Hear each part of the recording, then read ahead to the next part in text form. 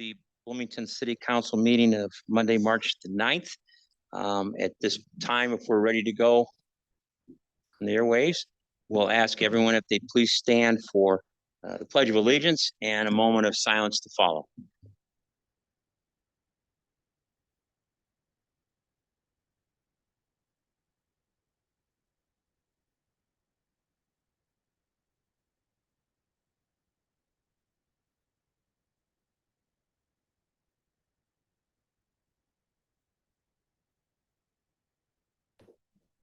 Next, we'll go to the roll call for attendance. Madam Clerk. Councilmember Kearns is absent. Councilmember Mosley. Here. Thank you. Councilmember Motney. Here. Councilmember Dannenberger. Here. Councilmember Straza. Here. Councilmember Hendricks. Here. Councilmember Ward. Here. Councilmember Lee. Here. Councilmember Scott. Here. Mayor Brady. Here. Thank you. Next, we'll move on to recognition and appointments. We had a proclamation that is going to be postponed for the future.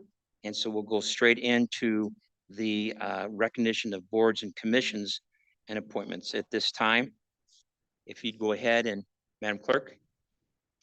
We have Brian Kiley for the Building Board of Appeals and Bruce Tompkins for the McLean County Regional Planning Commission.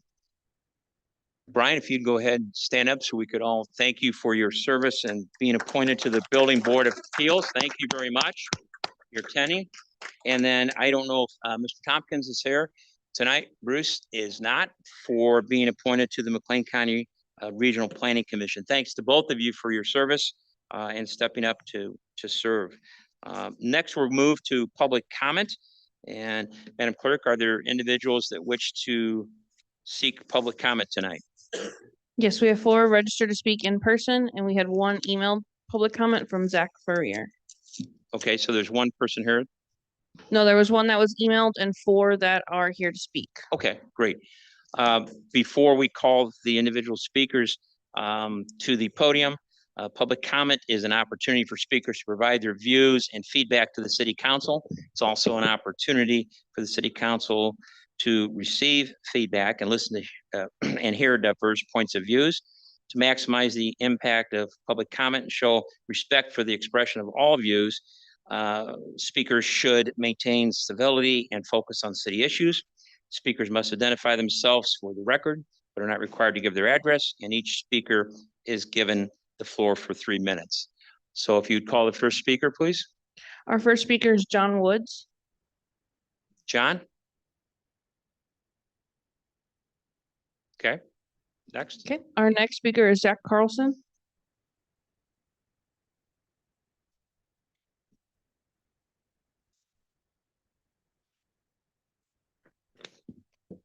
Always to go first, don't I? Hello, I'm Zach Carlson. I am the People City Manager. Good to see you all again.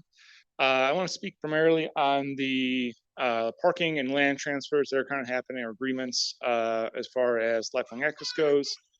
Throughout it, I am generally all in agreement. I think using the existing parking lots that we have is a great way to use underutilized space.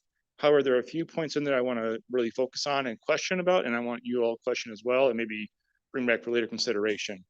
The first being the 99-year lease in the Elks lot. What we've all agreed upon, I think everyone was here when we had these discussions, this was going to be a temporary parking lot with the idea that future development would happen there. Temporary, in my mind at least, is 5 to 10 years. 99 years is temporary to perhaps to a tortoise who can live 200 years. However, I will not be around in 99 years. I do not think any of us will be around in 99 years. So I want to reconsider that agreement, put on a 3 to 5 year renewable lease, right? Just kind of automatically renews until something comes up or there's a developer in mind to redevelop that area. Of course, I don't foresee this being a contentious agreement necessarily, right? I think the two will be great partners along the way, but it's an agreement nonetheless that both need to mutually agree to step away from if a development was to come, right? If I looked at it correctly, the indemnity clause said there's a harmless break. However, that doesn't seem the proper way to go about city business, saying I unilaterally canceling this agreement. Sorry, bye, right? So let's kind of rethink this. The second part is the Jefferson closure, that block right there. Generally speaking, I'm opposed to closing streets. It breaks up our urban fabric and our nice little grid downtown. And more than just a nice little grid, right? This is also an area just off of Business 51, right? That IDOT itself is like, yeah, we're not going to reduce the lane size. It's still going to be the same distance curb to curb. Good luck getting that past them. And if in the future we want to undo that, we go through IDOT again. I think we all know here IDOT are not the most friendly people to talk to. What I could do to some of them, I will not say on public record.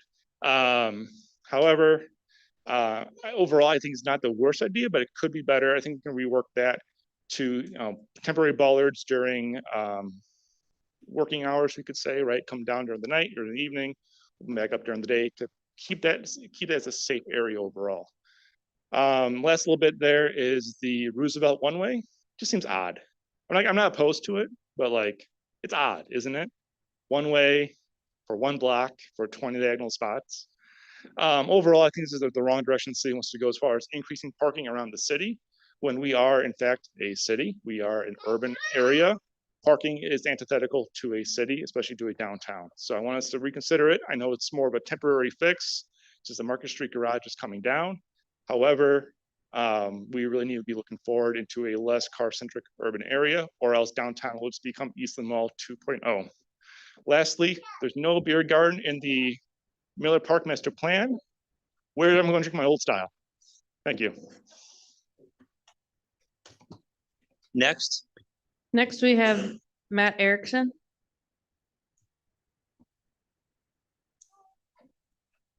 Hi there, everybody. My name is Matt Erickson. I am the owner and operator of Come Together Space on the corner of Roosevelt and Jefferson. And I'm here tonight because I was just informed about the said closure of Jefferson and the parking change on Roosevelt. And I was just wondering if why there seemed to be no community outreach as to why this was going to happen. And I definitely also disagree with the closure of Jefferson. It's a really nice thoroughfare to really undo backed up traffic. And then, of course, for the parking on Roosevelt, which is shown to be on the west side of the angled parking. And I do agree with angled parking. I think it's nice. I think it's even better when people back in, especially for loading things in and out of their vehicles. However, I am concerned about having the angled on the west side instead of the east side. On the west side, which is the side where my building is, the sidewalk is only 59 inches wide. And then we have grass and vegetation and whatnot.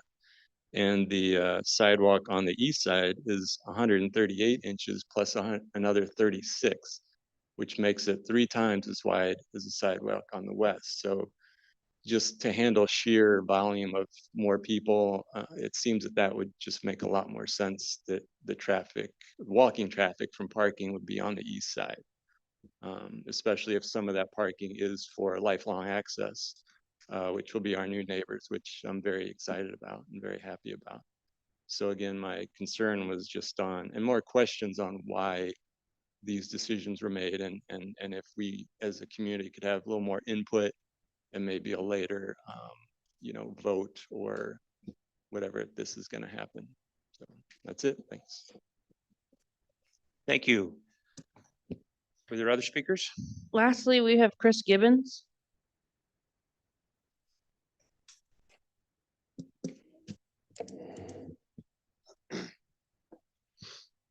Good evening, members of the council. My name is Chris Gibbons. I live in Ward 4, Precinct 27. What I'm about to read was a private letter that I sent to my city council member, John Dannenberger, on January 30th, 2026. I didn't receive a response, and so that private letter is an open letter now. It's titled, "The Evils of Flock Surveillance." Alderman Dannenberger, I ask this with the utmost sincerity and also disappointment. When you are greenlighting this massive invasion of our privacy via flock surveillance, did you consider your children? Did you consider the risks to their security, their privacy, their development, or their autonomy? Did you intend for them to inherit a better future or a bleaker one, or in fact, a hellscape? Did you choose to upload pictures of them to your Instagram or to your TikTok? Do you allow them to upload videos of themselves to YouTube? Do you have a lollipop baby monitor or Ring cameras at your home? If not, I ask you why. Do you expose them to dangers willingly or neglectfully? Do they wear seatbelts in the cars that they ride in? Again, if so, why? Where's the line is the bottom line here for me. There are so many reasons why flock camera technology is awful in its nuts and bolts.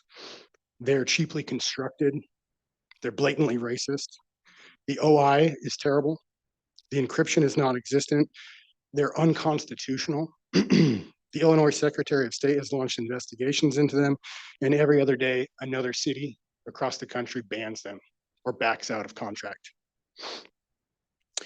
But by far, in my opinion, the most evil and insane piece of this en masse public surveillance is the total disregard for people, the total disregard for the people that we owe the most to, which are our children. Our children deserve their alone time. They deserve to be invisible sometimes. They deserve to sing, dance, run, drive, smoke pot if they want to. They shouldn't have to look over their backs. They deserve to not be preyed upon by hackers with ill intent or even cops who have a grudge. They deserve space from observation and criticism, and the more that we strip them from that, the more that we strip them of their humanity. In the words of Alexis de Tocqueville, subjection in minor affairs breaks out every day, and it's felt by the whole community indiscriminately. It does not drive men into resistance, however, but it crosses them at every turn until they are led to surrender the exercise of their will, and thus gradually falling below the level of humanity. We need to turn this around. The greatest abuse that we can do onto our children is to sell out their future humanity for the future of the inhumanity of AI. I'm sorry, but we're Can you out of bring your time. We remarks need to to a stop close? this waste of money and this abuse on children, and we need to back out of these contracts right away. Thank you. Thank you. That's all we have for public comment. Okay, thank you very much. Next is item would be number 7 on our agenda tonight, which is the consent agenda. Consent agenda is approved normally with one motion, unless there are members of the council that has one of the consent agenda items that they wish to pull from the agenda. I'll move approval unless someone has anything to pull. Motion second. by member Ward, seconded by member Hendricks. And we go ahead and take a vote electronically, please, Madam Clerk.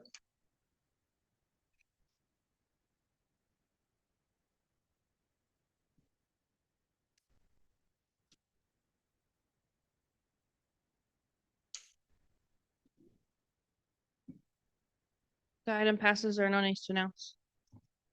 Thank you. Next, then, we will move to our regular agenda items, which is in the packet number 8 tonight. Mayor, 8A, yes. I need to recuse myself.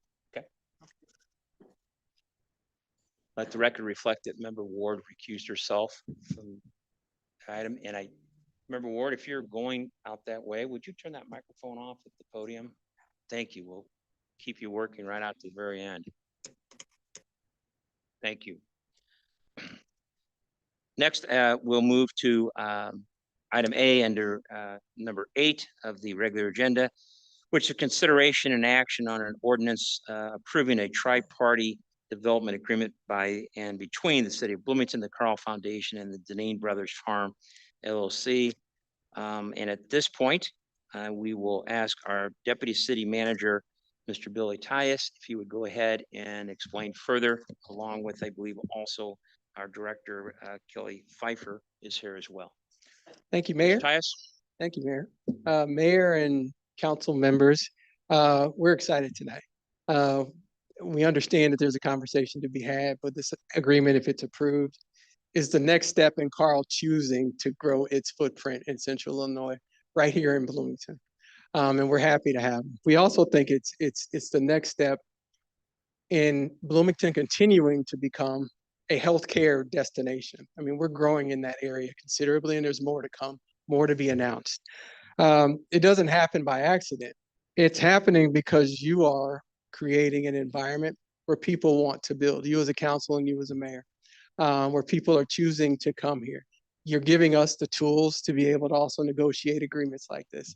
And it matters. Time is money. And, you know, when you make it easy for us, as you have, easier, it makes it makes these kinds of things happen.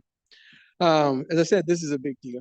And I especially want to thank the Carl team, and many of whom are here tonight, who have come if there are questions, and especially Nick Crompton, who has done a lot of work on this agreement. Also, Neil Finland, whom a lot of you know. Neil's everywhere, for being part engineer and part wrangler for all of us, honestly. It was a lot of work. And Elizabeth Megley for her work as well, and the Deneen family.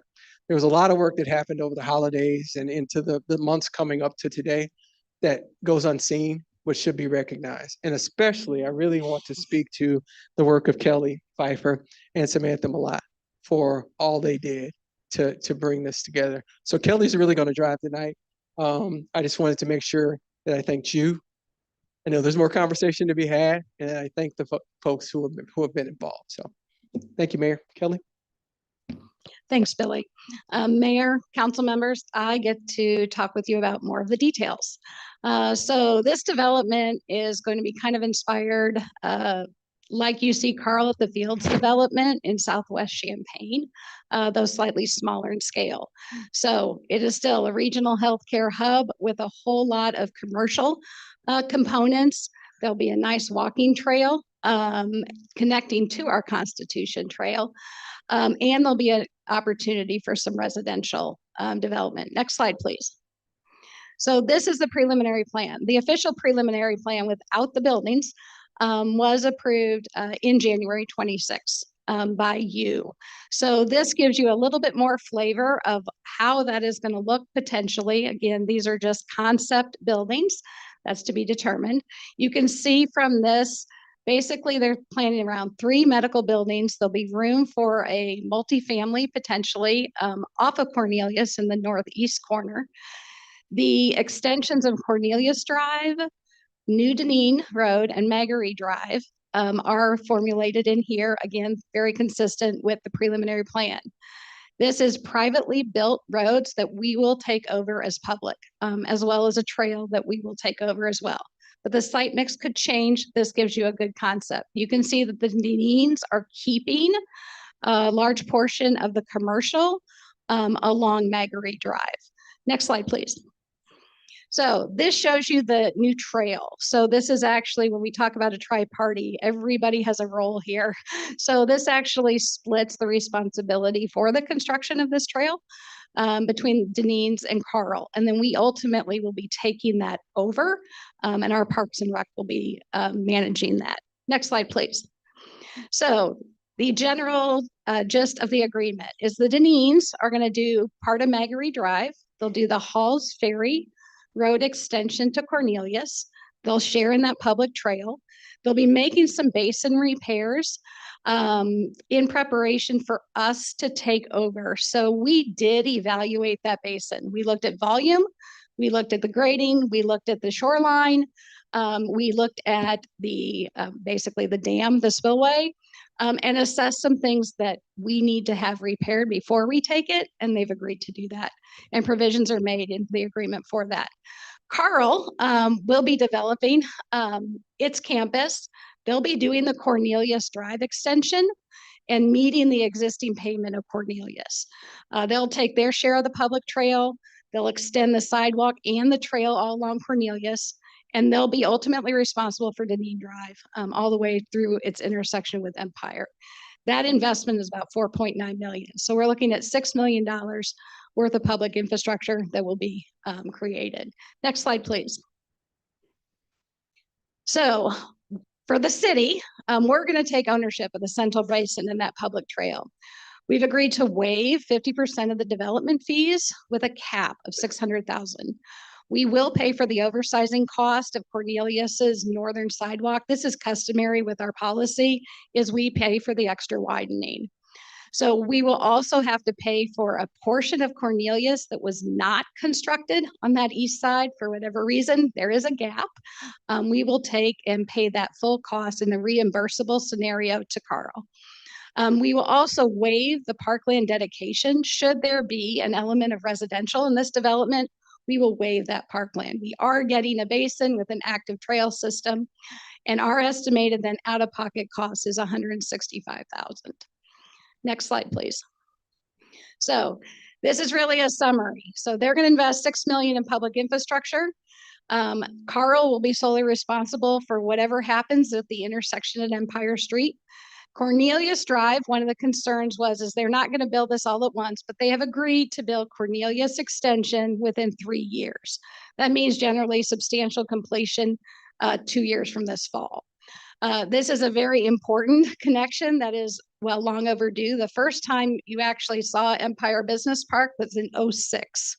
Okay, so this has taken a while to develop, but they are willing to build that entire connection, even if they don't develop immediately against it. So we will be investing $165,000 basically for the missing section of Cornelius and the oversizing for the trail. We will accept the basin for maintenance, but they'll be paying us $100,000 that we can put into an account towards future maintenance. We do have those fee waivers. Again, we can handle that in engineering and building safety as far as income during regular annual budget processing. And we have agreed to a 9-year term for this. So those are some of the particulars. I love this. This is really a wonderful, strong bookend for the Empire Street commercial corridor. To really be able to finish out what was envisioned even 20 years ago with this flavor of development is really exciting. It'll support those businesses that are already in the area and provide some really critical circulation that we have long needed. So happy to answer any questions. Thank you.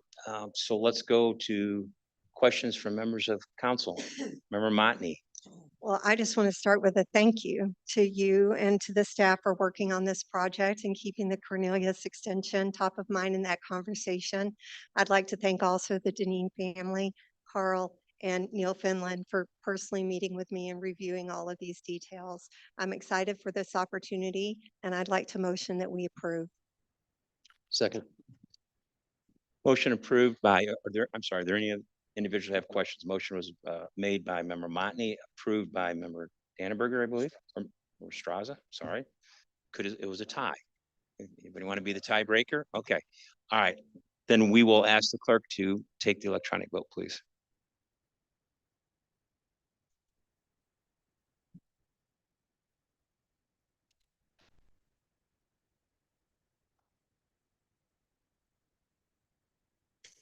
Councilmember Hendricks, how do you vote? Aye. Item passes. There we go.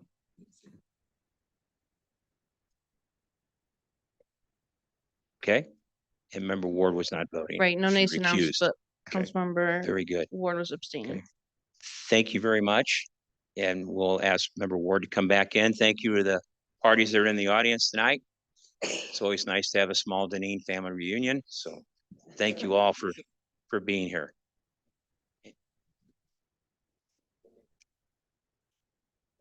Thank you. Thank you.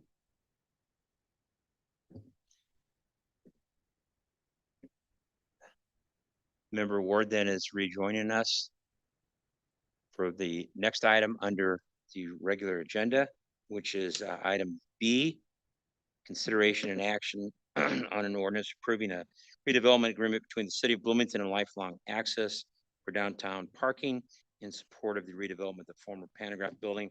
And we'll ask that Mr. Tyus, our deputy city manager, again, for the way of introductions and background. Okay. That's what, I'm sorry, was that No, supposed you're to be okay. our city No, manager? You're okay. If you guys want to split, that'd be Yeah. great. Thank you. All right. Feels like we've been talking about this for so long, and to have it before you is really exciting. If you could thank you very much. If you'll go to the first slide. We have been trying to work out the parking situation in downtown Bloomington for some time now, especially because it's ever changing and with the closure of the Market Street garage and with some of the needs for Connect Transit, et cetera, et cetera. We've been working with Connect for a while now. We had been working to design a transfer station and parking structure. Ultimately, we got to the point where the design was too costly, frankly, with what the estimates of cost. The estimates came back to build the transfer station to get 205 parking spaces at roughly $36 million. Of that, $12.6 million was going to be the cost to the city. Honestly, it wasn't something that we could afford, and it wasn't something that we could responsibly bring to you. So we had to pivot, and we did. We and Connect went back to the drawing board and are redesigning the facility. I think they're at 30% design now, with designs coming forward soon for the new design. Next slide, please. Part of what is being proposed is we've changed from a sales agreement to we're going to transfer the garage. The garage would be torn down by Connect Transit. There would be some of the parking added on site at Market Street. The city would retain all parking revenues, and then the city would find a way to find parking in other areas, which brings us to tonight and the potential partnership with Lifelong Access. Those agreements with Connect Transit are currently under FTA review. We're expecting them soon, but we're expecting them soon. Next slide, please. So as we started to talk about this, we started to think about how do we find parking in the area that could both accomplish our overall parking needs, that could help Lifelong Access with their project, which is going to create a services campus in partnership with Chestnut Health Systems and the Regional Alternative School. And I believe there will be other partners to create a services campus. How can we both win? As part of that, we knew that they would have to redevelop a parking lot to the north of the former Pandagraph building. We also knew that we needed parking. We also knew that when the Market Street garage closed, that people had started to park in that lot anyway. So it had become familiar to people, and it was something that was comfortable to them. So we started to have a conversation with Lifelong Access about, could we enter into an agreement where we would purchase that northern lot and an additional lot to the north of it to get some surface parking, again, build some of the necessary parking at Market Street, and then in exchange, because their development will need parking, allow for, as was mentioned tonight earlier, a longer term lease in the newly developed Elks lot. And we were able to come to a tentative agreement that we think works. We end up getting to more overall parking spaces with this agreement than were designed in the original Connect Transit design. We get to 213 spaces, understanding that some of those spaces will be designated for Lifelong Access and Connect. So some of those will be unavailable at different times. When you add the front and center property, you're at 310 parking spaces in and around the area. Here's why that's important. I know that over the years, the bulk of the parking along that corridor was at the Market Street garage. There were 500 spaces in the Market Street garage. That entire top level was never used. It was always vacant. So we knew that there was a need to relocate some of the parking in and around the downtown. So when you add up the front and center parking that is coming in this agreement and the 96 spaces at the Market Street garage, we believe that we will be able to accommodate the parking need, but also in an area where some of the growth is happening. When you talk about some of the activity at the arena, some of the growth there, we need parking. And so being able to relocate some of it is going to be good versus having it in one place. Here's the big thing for us, a big thing. I talked about it being 12 plus million at Market Street. It's 1.1 to 1.5 million as an estimate with this plan to build the surface parking lots that we're talking about. I know there are questions often about surface parking, but it's a balance. Like, we have to find a way to balance what we can afford with what works and what our needs are. So we think that this works. Again, estimates in late fall, early winter were 1.1 million or $1.5 million to do this. And again, to get the parking we needed. Next slide, please. As part of this agreement, the city would take ownership of the lot north of the former Pandagraph building. We would not lease it, we would take ownership of it. Again, as I said, there would be 77 spaces in this lot and then another 40 to the north of it, adjacent to it. This isn't just about parking numbers. It would also add a green space, park space that would be used primarily by Lifelong Access during the day, but it also becomes a green space for people downtown during other times. And as you know, downtown doesn't have a lot of green space. And so it solves that need as well, where people who reside downtown or who are spending time downtown as well will have a park/green space in this area. Next slide, please. As part of the agreement, as has been mentioned tonight, it would be a 99-year lease for the former Elks building where we've built a parking lot. The arena would continue to have access to the new lot after hours. As has been mentioned, there would be 20 spaces designated along Roosevelt, and then there'd be TIF funding available, and then Lifelong will pursue the Jefferson closure. And I want to speak to one of those items. The Jefferson closure still has to get IDOT approval, and it still has to come back for consideration. There's a process for that. But we needed to see if there was a conversation or an appetite to be had for that. So there's still a step for that. The other thing is that I know that it's been mentioned about, we had talked about the front and center, or some of the parking we're building now being temporary. That's true. A large part of that conversation was for the front and center lots. If there is something built there, it's going to need parking, A. And B, the fact that we're taking on a larger parcel to the north of the Pantograph building means that if there is development to come, we could do it there. So doing this doesn't preclude our doing development down the road if there is something that needs to happen. But we also know that there's a need for parking for this project.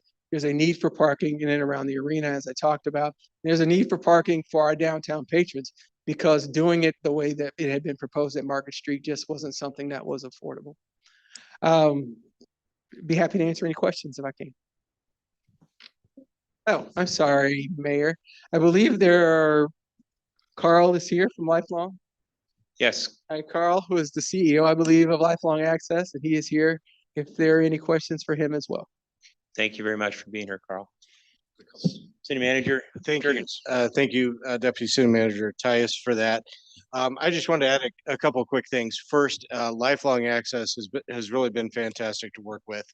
And as we try to figure out what we're going to do with parking, this became a viable option, and they have really worked with us so that this will work with both parties. Also, just want to speak to this, and Billy spoke to this a little bit. Even though this is a 100-year lease, there is certainly from the parties that if something needs to switch, or if we need to adjust, if we get somebody interested in a development here, Lifelong is not married to just having the parking spaces at the Elks building. If we can come up with another parking option, there's going to be flexibility there. So we certainly, we hope to see this area develop more, but we've got to have the parking, and that's likely going to include building a parking garage at some time, which then could accommodate everybody in this area of the downtown. So I just wanted to say I really appreciate staff, and Billy has worked very hard on this, and Lifelong Access, who has worked very hard as well, and appreciate their efforts. Thank you. Members from council with questions. Yeah, thank Mr. you both. I Hendricks. think you answered the main questions that I had. Could you speak though to kind of the one other thing that was brought up related to Roosevelt Street with the one-way, the angled parking there? I assume that part of that is for buses to Lifelong Access for regional alternative school and those sorts of needs, but if you could Go speak ahead. more to it. Go No, ahead. go ahead, Billy. No, I'm sorry. Partly, definitely, you're gonna have buses going one way, and it's safety related to that, but also to accommodate angle parking, which ended up, which allows for more parking in the area. So when you're doing it at angle versus parallel, you're able to do more with angled, but it was safer if we were going to do that to have it as a one-way. Here's the other thing that I want to make sure I speak to, is that during all of this parking conversation over the last several months, we have created free all-day parking in and around the area. And so there will still be an accommodation for parking for other businesses, other buildings in the area as well. And that was a part of our conversation as it relates to this. Just one follow-up. I don't know if you have this answer now, but one of the public commenters brought up the sidewalk on that particular side with the angled parking. Do you have information related to sidewalk size and the use of that, or is that a conversation you could have with the public commenter or me I to facilitate that? keep doing that. I'm sorry. I absolutely could have that conversation. I do not have it, but I do know that our internal teams did look at this plan. Some of the public works folks in engineering recently, thanks to Sue for that. And they didn't have any concerns about safety questions or issues, or they did not come forward with any. So we have looked at that, but I would be glad to have that conversation. Other members with question or comment? Member Mosley. Yeah, I know you just answered this and it's not my ward. I'm just looking for some clarity regarding where you just said 100 year lease, 99, right? 99. But can you tell me, I mean, because I don't think that we want that to be a norm, but I know there may be opportunities for flexibility there, but how do we get to that number, right? What's 5, 10, 99? Absolutely. Part of it was there is lifelong access is building this development for the long haul. And so they will have parking needs for the long haul. They already had land available to build their parking in the lot that we're going to be taking on. So we needed to give some level of commitment. So some of it is related to that. Some of it is also wanting to, as it being a lease, some of it being, and I don't know if this was part of your question, it being a lease, wanting to maintain and not sell the city asset. So we're trying to find a way to do something long-term that met their needs because they plan to be there for a while. That wasn't 5 or 10 years. And again, the lease itself still needs to be drafted. And so I won't say that it can address a 99-year issue because we're voting on that tonight, but perhaps there are ways to address some of the other concerns as part of the lease that still has to be drafted and agreed to. I don't know if I answered your question No, at you all. did. I mean, you provided me some at least guidance that, right, there will be some technical language both ways Sure. that are going to be, Absolutely. that you're going to continue to work together. So I Yep. was just thinking, I hope to be flying in 99 years. So. Other members? Member Hendricks, I would just make a motion to approve. some motion, I'll second. seconded by Member Ward. If the clerk would take the vote electronically, please.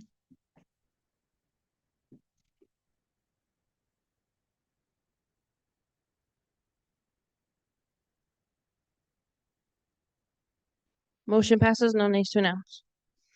Thank you. Motion carries then. We'll move on to the next item under letter C, which is the fiscal year 2027 proposed budget presentation, and be presented by our city manager, Mr. Jurgens, and our director of finance, Mr. Rathburn. Mr. Jurgens. Thank you very much, Mayor and Council. So we spent, I don't know, 30 or 45 minutes going over the preview at the last meeting, going into a number of the details and some of the exhibits that Scott put together. That was the preview. The proposal has not changed from the preview. This is by city code. I am to provide a formal proposed budget by the middle of March. So this is that formal proposed budget that we are presenting tonight. We are shifting the schedule a little bit tonight. We were going to have all of the directors come and present on their capital projects. We're shifting that to next week. So tonight we're just going to kind of focus high level and talk a little bit about more of the proposal, and then we'll have an opportunity at the next meeting to get into the capital projects and some more of the specifics of some of the spending. Next slide. So speaking of specifics, there are 2 budget books that city staff and our finance department put together, and they are filled with information and they are now available online. Again, these have not changed since what I sent out to the council, I think last Thursday. But in total, there's about 600 pages of information within these budget books. And I'm going to let Scott speak to anything that I miss here. But basically within this first budget book, which is really focused on the general fund, not only are you going to see a lot of information, a lot of background about the city, but you're also going to see a line item accounting for every department. And you're going to see what the proposed spending is and what the narrative of the department and other factual and other information about the departments. So a lot of information within Budget Book 1, which is focused primarily on the general fund. One of the things, and we'll talk about this more in a minute, you're going to see a lot of the focus, being on public safety with approximately almost 58% of salaries and focused on the public safety with fire and PD and over 52% of the benefits for fire and PD. So a big focus on public safety. Scott, anything else you want to reference on Budget Book 1 before we go to the second?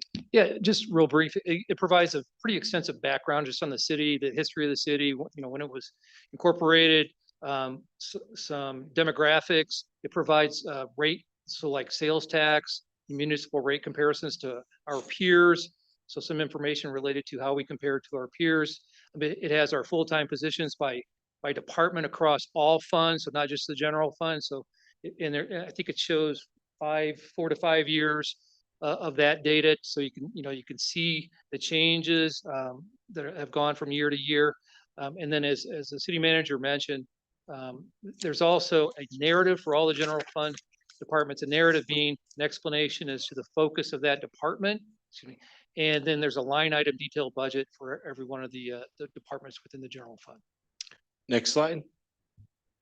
And then the second book, which is equally as thick, is focused more on our capital improvements in our enterprise funds. And so this really focuses, and you can get a lot of information on the different capital projects that we're going to be proposing or that are proposed in this FY27 budget.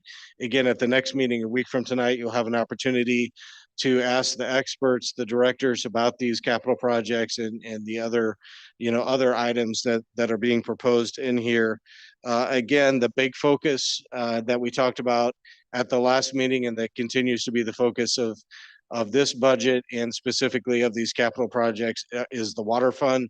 And we'll talk a little bit more about that in a minute, but just with it being a primary driver of the capital spending, I think almost 74%.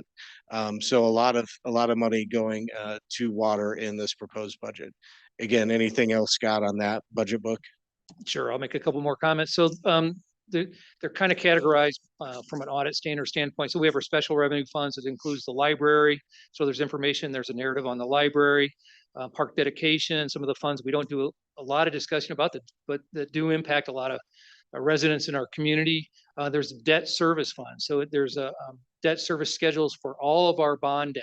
So if you want to see the payments going out through the maturity of the debt, there's an individual schedule for each one of those. And then there's one exhibit that captures principal and interest for each debt, for each bond that we have out through the end of the maturity. So information on that. We have a peer comparison for debt that gets a little, like with our water plan, that isn't like a normal borrowing kind of situation for us. We're basically revamping that distribution system.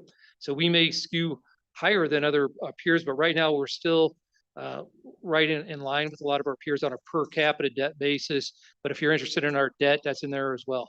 List on the capital equipment by fund. So all the equipment that we're going to be buying and specific lists on the capital projects as the city manager mentioned, and detail project sheets for every capital project. So a detail sheet is like a picture of the issue or issues that are being addressed from for the project, information on the cost, and a little narrative for each of the projects. And I would just also add, I know there's a lot of information within these books, but they're also hyperlinked. So you can go to the table of contents, you can click on something and go directly. If you're specifically interested in one area, you can go and specifically look at that. And I also want to shout out Chris Tarmelin, our budget director or budget manager, who's with us here today, who has really helped add over the last couple of years information and make this even more complete as we continue to try and put as much transparency behind our budget as possible. Next slide. This is a slide we went over at the last meeting, just showing a overview of what the budget looks like. The general fund is up compared to what was approved at the last in FY26. but if you go to the actual revised, it's not even up a percent. The capital projects is where we are really seeing a very large increase of 38%. And again, that stems from the water capital plan, and we'll talk more about that. And so when you look at the overall total budget is up about 16.6%, or a little under 7% if you're looking at the revised numbers. Next slide. Again, we talked about at the last meeting, why the big increase, and the primary factor in that is the water. And so I think everybody remembers a couple of years ago, we put into place a new water rate structure. We had planned, we knew we needed to do about $400 million worth of capital work with our water. So we put this new rate structure into place. And this is us for the first year really starting to see us get to utilize that money. And so with the proposed FY27 budget, we have almost $82 million in water capital projects. A lot of this is mandated. We talked last week about the lead line replacement that we'll be doing in some of the census tracts and some of the other water projects that are making up that $82 million. That's an increase in our water capital investment by 281%. And again, just would remind the council and the community, we knew that we needed to do this work. That's why we did put in place the new rate structure. Scott and the finance team and the water team have been working with financial advisors, with the individuals that work on our bonds, making sure that we can start to do this work and get ahead of it. And the rate structure that's put in place will help us pay for these bonds, and they have all of that scheduled out. Next slide. Again, a major cost driver, water, but there are other cost drivers. We've seen very large utility increases. We have seen health insurance increases. That number is in excess of $2.2 million. And I know in speaking with a lot of other government agencies and I think private employers, everybody is seeing large health insurance increases, and we are working to see what we can do to address that. And then also just a general inflationary number.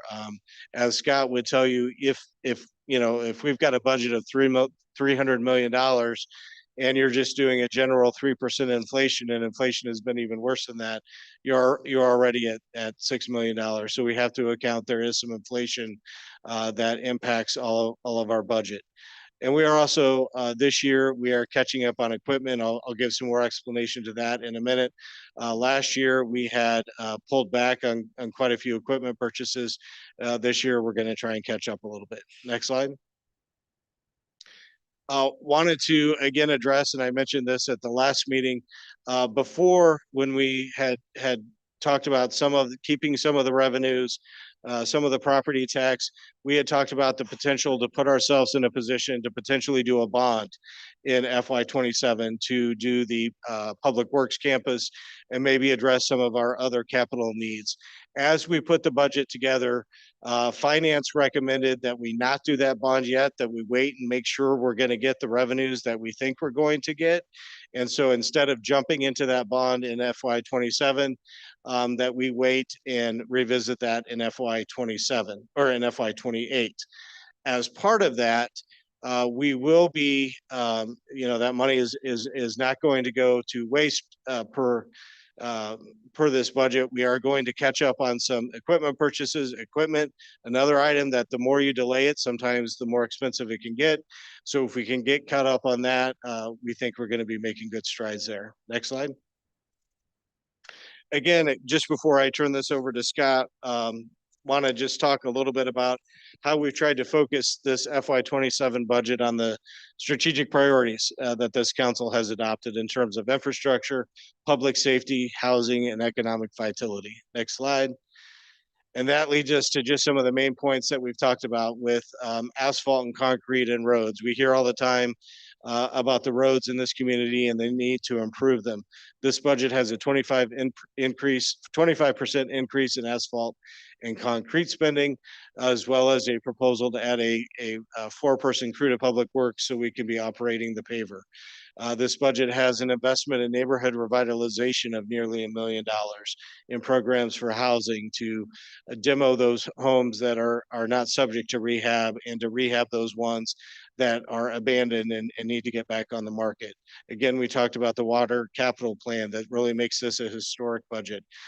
We talked about strategic decisions with overtime and with staffing that is allowing us to add some necessary positions while limiting our overall salary increase to just 2.6% and keeping our spend on those back end departments, kind of what I call the supporting departments of admin, HR, legal, city clerk, and IT to just under just a little bit about 4.2% of the total budget, and that's increasing from last year, just 0.37%. And then finally, keeping this council's commitment to public safety with almost a little over $76 million being allocated to fire and police services. Next slide. And with that, I'll turn it over to Scott to go over a couple of more slides. Thank you, City Manager Jurgens. During the preview on the 23rd, we went through a lot of financial exhibits. They get a little long and tedious. Tonight, we're going to keep it at a little higher level, but I wanted to remind the community that the exhibit from the 23rd is online. As the City Manager mentioned, the budget books are online. So any information that anyone is looking to review is available. And I'm glad the City Manager remembered that within those budget books, there's hyperlinks in the table of contents. So I would recommend the community look through those table of contents, see what interests you, click on it, and there's a lot of good information to really dig in, and hopefully the community finds that we are being transparent and showing the impact of their dollars at use. So next slide, please. So this is the budget growth exhibit that we created a few years ago. I'm going to recap on the structure of this exhibit. It's top line is a total citywide budget. We're trying to show basically, essentially, what is our growth in government. So there's a couple of different perspectives that can be taken on this. My perspective is if there's a lot of variance within the activity, like for instance, capital projects, you can see in 2018, we only had $25 million in capital projects. In 2027, we've been talking about this number. It's a large number now. It's $111 million. Next year, it's going to be very large again because we're front-ending that water infrastructure plan. But then it's going to go down. So is that really showing kind of like a growth in government? That can vary from year to year. Do we do a pool? Do we do a library? So we're kind of backing out some of those non-recurring items that don't really, in my opinion, indicate a growth in government. So the net operating, backing that down. So right now we're showing about a 3.39% annualized growth rate since 2018. If you look at the total, it is 7.3%. I mentioned this during the preview. I'm going to mention it one more time. A significant, I think about 40%, we'll get to that slide next, of our citywide budget is due to water, sewer, storm, and solid waste. And those funds, with the water rate increase, we've incorporated, for water, it'll start in 28, an annual increase related to a CPI that's based on the costs for water, sewer, and trash. And so that's been about 4% over the last 3 to 4 years. So when you compare that to 3.39%, we're pretty much in line there. There's some other items or different ways of looking at this. We have it by population on the net. And then there was a question earlier today or later today, about where do we compare, where are we coming in versus our budgets? And so we have had this actual plus encumbrances. Encumbrances are when council approves a contract for a project, we encumber, we put a PO in the system. We basically reflect that as being spent from a budgetary standpoint, but we have to add those numbers together within our system to get kind of our total commitment. So we show the actual plus encumbrances, and those numbers have generally been lower than our total citywide budget. And that has typically been caused from projects that have rolled. So I picked 1 year just to provide as an example. So FY 2025, we budgeted $331.7 million total. The actual plus encumbrances is $283.8 million. So that's about a $48 million. We came in lower than budget. So of that, in FY 25, we rolled $25 million in MFT, state motor fuel tax projects related to Fox Creek and Hamilton. We had Locust Colton Phase 8 budgeted, but we rolled that another year. And that was $21 million across 3 funds. And then at that point in time, we thought we might be ready to do a new fire station review. So we included some land acquisition and architectural fees of about 2 million. So that's $48 million in projects that rolled to the next year. So that significantly caused a variance between our total citywide budget and our actual plus encumbrances. And then there's some other nuances, like to balance our budget, some non-cash budgetary items we put in: use of reserves to show that we're going to use savings to balance our budget. That's not actual revenues in that current year. And then some funds we know we just want to save. We want to save cash because we're going to address projects in the future. So we actually budget a contribution to savings. It's not a real expense, though. That's the way we show our budget being balanced. Otherwise, we'd show a profit, so to speak. So that year, we're going to budget, we budget $5 million in contribution to reserves. We don't really spend that. So we're going to have a variance to budget of $5 million. Next slide, please. This is a total citywide budget by fund. For the most part, there are some funds that have been consolidated. Just for efficiency of presentation here, we have 28 funds across the city. Most of them are self-explanatory. The general fund, we spent a lot of time on that because that name does not lend itself to understanding exactly what it does, but that's public safety, parks, economic development, et cetera. A general fund is 40% approximately of the entire budget. It has gone up $11 million. We're doing the $3 million equipment catch up, 3.5, inflation, et cetera. You can see there. The project's capital improvements funds through the solid waste fund, I'm kind of considering those as almost direct impact. I mean, hopefully all these funds have direct impact on our residents, but these are capital projects and services. That totals about 163 million. That's 44% of our total citywide budget. So at the bottom, you can see, 318 up to 370. City manager went over these increases. That third slide-ish, $53 million increase over prior year. But you can see that the water fund is a $64 million portion of that. Without the water fund increase, we'd be reducing the year-over-year budget. Next slide, please. And, not a lot to explain here, just a reminder to the community, we're going to be going through, the directors and department heads are going to be going through all the projects next week. So this $111.7 million, $112 million worth of capital projects, reviewing each of the projects one at a time, to demonstrate to the community where those dollars going, where the dollars going at work for the community. The city manager spent time talking about the water fund. I did want to reflect back on when we did the bond last year. We did a $33 million bond.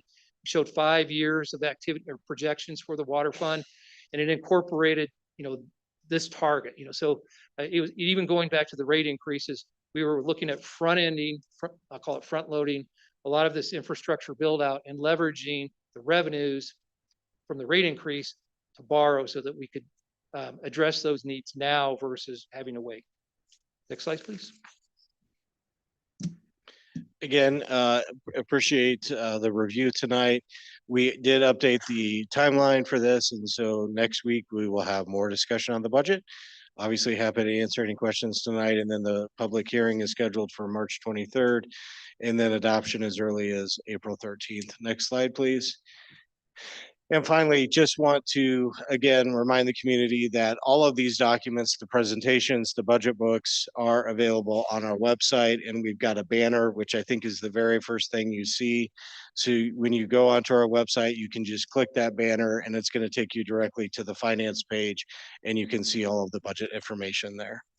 And with that, we're happy to answer any questions. Are there questions from members of the council or comments? Member Motney. Thank you for adding what we budgeted, what we spent. So if I'm understanding, last year we spent about $48 million less than what we budgeted. Is that correct? What you just showed on the slide? Yes. Okay. So a few comments and then some questions. First of all, just a comment, and this is redundant with something that I've said before, so please forgive me. But when we say peer communities, I think we should be including where people are actually moving to as they leave Bloomington. As I saw yet another moving truck drive out of my neighborhood today with people who were not moving to Peoria, Springfield, Champaign, or Decatur, but rather across the border into Indiana, where the state is requiring significant year-over-year constraint of revenue growth upon their localities. I think it's important for us to know if we were a product company and we were benchmarking against our competitors, that'd be who we're competing with. Just a recommendation there. So I'd like to know how much of this increased cost is addressed with the rate increases that we're imposing.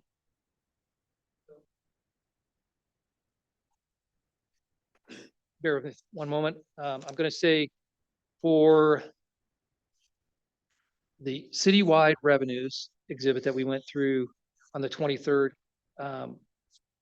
charges for services citywide are going up 10.8 million.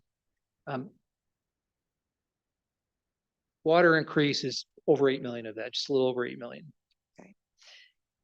And so I'd like to pivot from that and talk about our current debt for a minute. And just for illustration, let's use the arena because it's something everyone can relate to.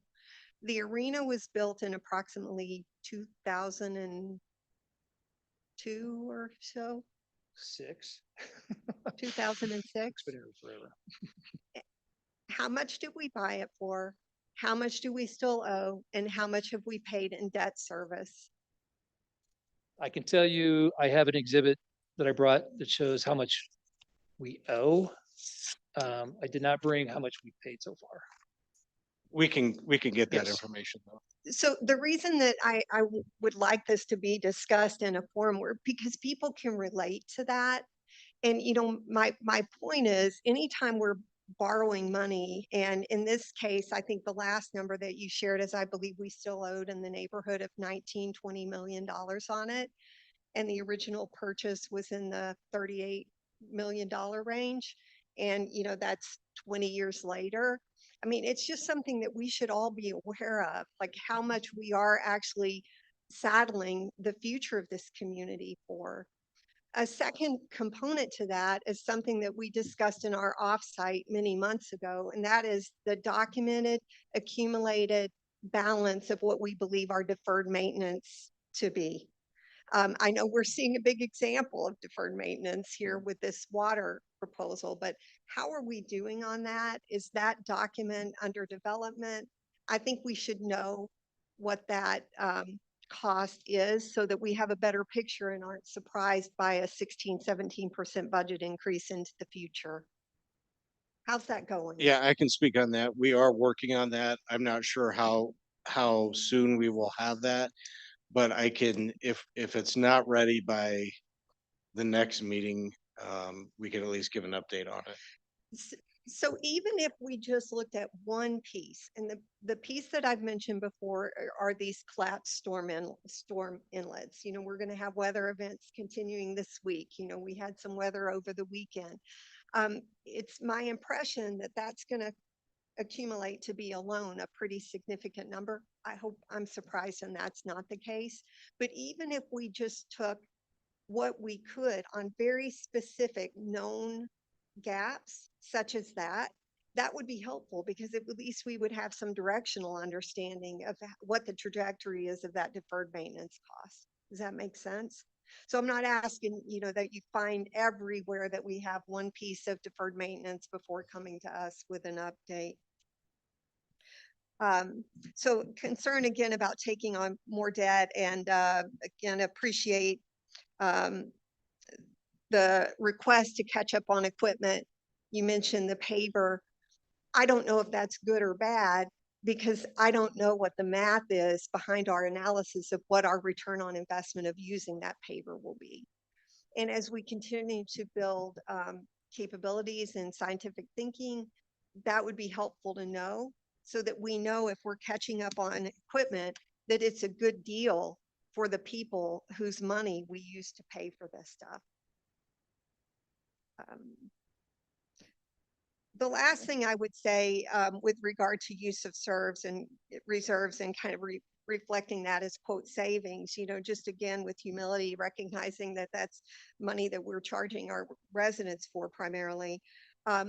What conversations have there been about buying down some of this debt that we already have so that we can get some of that cleaned up before we continue to take on more debt here in the coming months or years? Well, there's some complexities related to that. I mean, increasing the water rates and utilizing water revenue to pay down debt from other funds would not be appropriate. So we can't do that. We were in constant, I would say constant discussions. We discussed with our financial advisors whether or not it's efficient to refinance. Now, there's dollars that come forward to council, for use of reserves such as downtown streetscape. There could be alternate uses of that of paying down the debt. But that is kind of like a prioritization situation, but we can't use, revenues. The general fund has subsidized other funds, and that's allowable, but using water revenues to pay down other debt would not be allowable. Sure, I understand that it has to be within the confines of what we can use it for, but, I just think, again, as a matter of good practices, rather than refinancing and then just further extending terms, even when the math might make sense in a short term, it'd be great to see some of these things like a 20-year-old building not still have, half of its principal still yet to be paid. So, thank you. Other members with question or comment? I just have one more question, Member Moser? and it's kind of building on what you just said, Scott, and it's just asking more than anything for some clarity regarding the decision to kind of delay the bond approach. Do factors like that come into play when you think about that? As those recommendations based on what we perceive the market may be down the road, or anticipations, or do we think that we can manage our projects based on the cost right now, and we don't anticipate that they're going to rise substantially, that we can wait that additional year? Well, waiting the additional year for addressing the public works campus or fire or police was more a matter of having the revenues available for the debt service. So, I mean, we could have discussions where, about finding the debt service revenues, but we have built in some assumptions related to the changes in the legislation for the online that we think is going to include another bump in home rule and state sales tax. So, as the city manager referenced, and I'm sorry, I'm repeating myself from last time. Instead of saying, hey, we're going to have the dollars available for debt service to a $30 million bond and, build out Owens Nursery or, look at a fire station. Let's pause a year, get caught up in equipment because we kicked out about $3.9 million. We delayed $3.9 million last year. We got some other capital expenditures, maintenance. We have some, the parking deck at the police department is a large dollar amount. That's $750,000, I believe. So let's address some of those issues and make sure those revenues are coming in. We won't put ourselves tremendously at risk related to that. We understand, Councilmember Mosley, you brought this up last time, that costs related to doing a capital project, waiting a year, we're going to bear additional costs, but risk reward kind of situation. And that's the only reason I want to ask you again, just because obviously some factors have changed in our market right now. And I just wanted to ask if anything changed, right? When we consider cost and other things. I mean, obviously it's only 2 weeks, but what you just said makes sense as the factors that you drive. I'm sorry, I interrupted you. When you say market, you mean like interest rates? Yeah, interest rates. And and so those, in the bond market, I mean, when you're talking about a 30-year bond,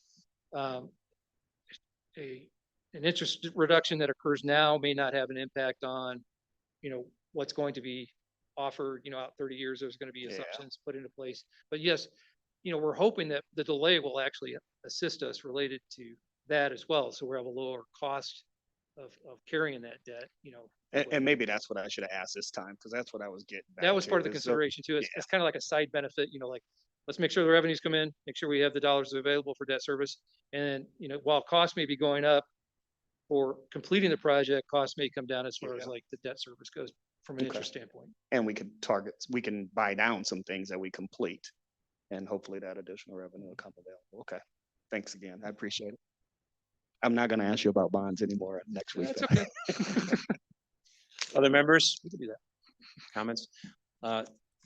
Director, on one of those slides, there was at the very bottom, a correlation of what was the 2016 mental health sales tax side of things. Can you explain what you were trying to articulate there for us? So that's, a policy decision related to what we're going to do with revenues. So it's impacting our expenses. So as revenues go up, we're peeling off 10% to the county mental health. So we're backing that out of our total gross budget to show it as kind of like, it was like a strategic decision. It's really not a growth in government, because that's kind of the idea behind that exhibit, is to show what our growth in government is. So as those home rule sales taxes go up, we're not adding people, we're not adding departments, but we're having to pay the county, in addition, the 10% on that. So our expenditures are going up, so we're backing that out as one of the line items. Does that answer your question, sir? Mayor? I think so. Okay. Thank you. Anyone else? If not, then I believe March 16th, we're back here for a special right. meeting regarding capital side of things and the directors explaining their budgets from that standpoint. Absolutely, yes. Okay. Thank you. Since there's no motion needed on that, we're going to move then to, I believe, the city manager's discussion at this stage. Thank you very much. If you could pull my report up, go to the next slide. Wanted to give an update on the drought and our water conservation efforts. So the map up there was effective March 3rd. So it's a little bit, it really has not changed that much since the last map I showed. We'll see if the rain we received the last couple of days maybe changes that in the next couple of weeks. But we are still, again, very much in that red zone, which is not the zone you want to be in.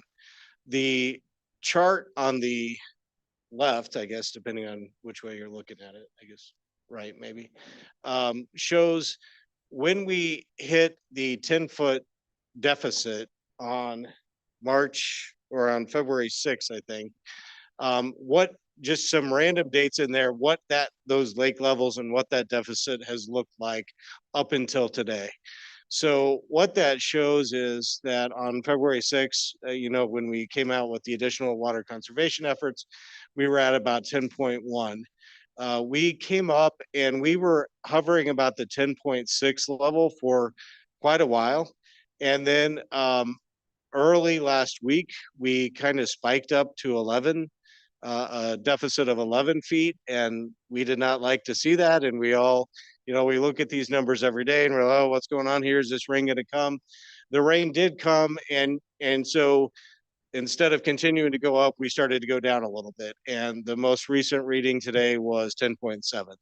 And so there is still water that's coming in from our watershed into the lakes. There is still more rain in the forecast, so we'll continue to see what this does. But this kind of just gives you a snapshot, as there's not a lot of giant leaps and bounds, but we monitor this very closely, and we still need the rain. There's rain in the forecast, but again, you never know what Mother Nature is going to do. So we continue to ask the residents to conserve water as much as they can, and we will keep tracking this, and hopefully we're out of this here in another couple of months. But until then, keep up the water conservation efforts. Next slide. As the mayor said, next week, instead of having the committee of the whole, we are going to change that to a special meeting. We have at least one item we need to vote on, so we're going to have that as a special meeting, and then we will also have the capital projects outlined. So just giving kind of some advance warning, it'll be at the same time, same location, but instead of being a committee of the whole, it'll be a special meeting. Next slide. Again, want to encourage anybody that wants more information about the budget to go to our website. Next slide. And there was a slide in there missing, and I just real quick before we go to the mayor, wanted to mention that Councilmember Ward called a neighborhood meeting a couple of Saturdays ago.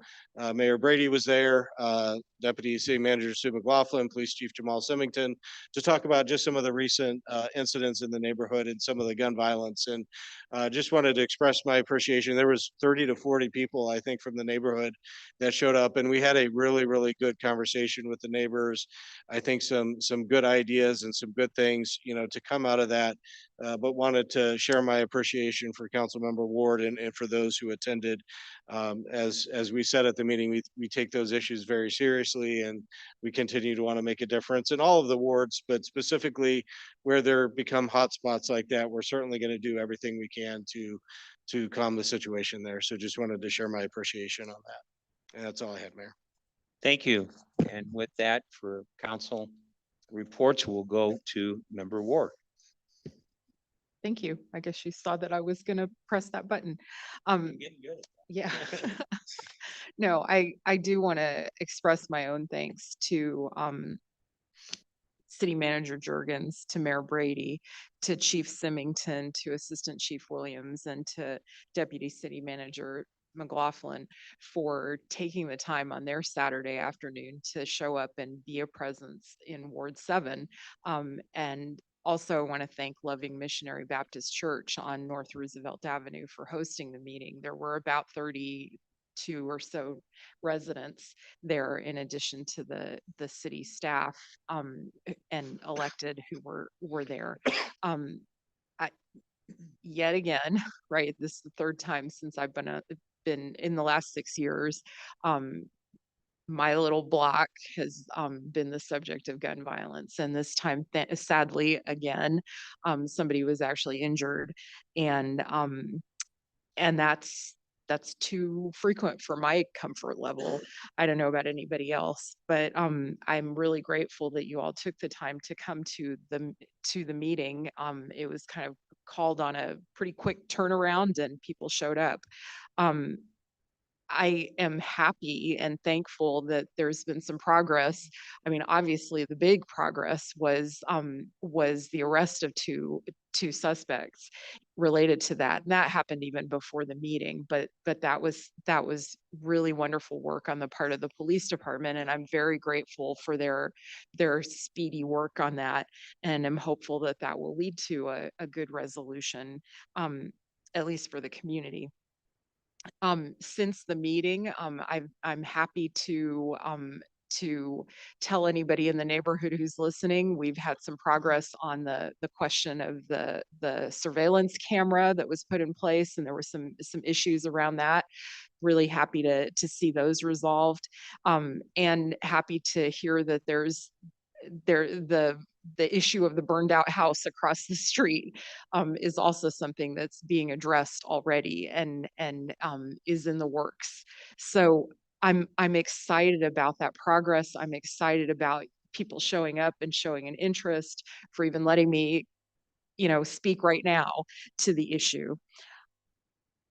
What I need to emphasize is that one of the things, and the last thing that came out of the meeting was that a good 20 out of the 30 people signed up to be a part of a neighborhood association. I'm totally psyched about that. And people have taken on, getting in contact with each other and so on. That's wonderful. The message that I think my neighborhood was sending, though, is that it is wonderful to react after a crime, after a shooting, and to do all these good things to catch people. But what are we doing as a community to prevent the crime in the first place? I don't want to have neighborhood meetings for this kind of thing. And so what are we doing? Where are we putting our money for that? A few weeks ago, we decided that we were going to spend $120,000 out of current funds to buy new guns. One of the arguments made for that purchase was that those guns were getting pretty close to needing to be replaced. which means we're not going to have to spend that $120,000 next year or the following year. So what are we doing with that? Is it going toward prevention, or is it simply going to react? I challenge my colleagues and I challenge the city staff to let's at least come up with that little bit out of this whole, right, almost $400 million budget. Can we come up with $120,000 to put toward some prevention? Unfortunately, I'm not going to be here next week. I already had out of town travel plans, or I'd have been saying some of this next week. But can we please think proactively? I don't want somebody killed the next time. And you know, it's kind of scary when 11 shots are fired and to wake you up, and then another 4 out of your driveway. It's scary. And to know that people actually are like bleeding in front of your house in those moments. Can we try to prevent that? $120,000. We already said it. We're not going to have to spend it next time. Thank you, Member Hendricks. Member Lee. Member Scott. The only thing I'll say is we've got early voting. Still 8:30 to 7 o'clock this week, and Saturday and Sunday. I know that probably anybody that's paid attention to the meeting until now is probably a wonk enough that they know that voting is happening. But let's just get on the record. Go vote. Thank you, Member Straza. Member Dannenberger. Member Motney. I just have a thank you that I didn't get a chance to share last week because I was on remote.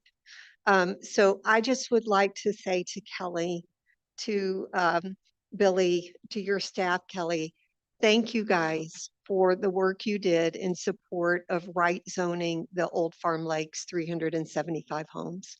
I just can't tell you how much that meant to those residents to give them some assurances against what they're seeing with regard to corporate purchases of homes in their neighborhood. Thank you very much for all the hard work and the multiple meetings that you endured with me along in that. So thank you very much to you all. Member Mosley. Yeah, I just want to give an acknowledgement to Sergeant Nauer and the Bloomington Police Department. I was fortunate enough to do my first, the first of this year, and my first neighborhood walk in Oakwood subdivision last week. And so it was rewarding, and we were able to knock on some doors and get to meet some people just to understand. And it wasn't just the police department, for all city services. And so just had an enjoyable time. I know you guys were stranded or you would have been with us, but we had a good time. And I realized that I chose the wrong field, because when you knock on doors and you're a police officer, kids always ask you for photos. And so I'm like, what about me? What about me? But that's it. Thank you. Thank you very much to all of you, and a couple comments from myself in regards to one was recently Member Straza and our city manager, Mr. Juergens, joined several others on a trip to Washington, D.C. when by not only the Economic Development Council's One Voice trip, but we had some side trips and some side visits. And those, I think, were very fruitful, hopefully, with Senator Durbin, Senator Duckworth, our representatives Sorensen and LaHood, and why we worked in unison in some areas. We also advocated, obviously, on behalf strongly for Bloomington and capital needs and projects that they have. And I think for most situations, we saw everybody personally, from the senators to the representatives, which was very nice, just strictly on behalf of Bloomington, which was what we're all about here with Bloomington and those projects. So we also had the opportunity to visit with our lobbyists, the Thorn Run Group, and individuals, and talk about some projects and some direction in that particular area. So I was appreciative of that. Thank you. And on a much lighter note, once we got back, I started the Zoo Stampede race on Saturday. I did not run, but I think over 300 participants who were out there at the zoo, and that's obviously, for those who don't know, the Zoological Society, the foundation of our zoo, and the many, many, many good things that occur at that zoo. And it was just fun to see a lot of people out there that particular day, and families and supporting the zoo. So with that, I appreciate everyone's comments and offers of help, and look forward to a motion to adjourn if we have one. I'll move to adjourn. Member Hendricks in a second. Second. Seconded by Dannenberger, and Member Dannenberger, and I believe we could take a voice vote. All in favor, say All in aye. favor? Aye. Thank you very much. And March 16th, same time, same place.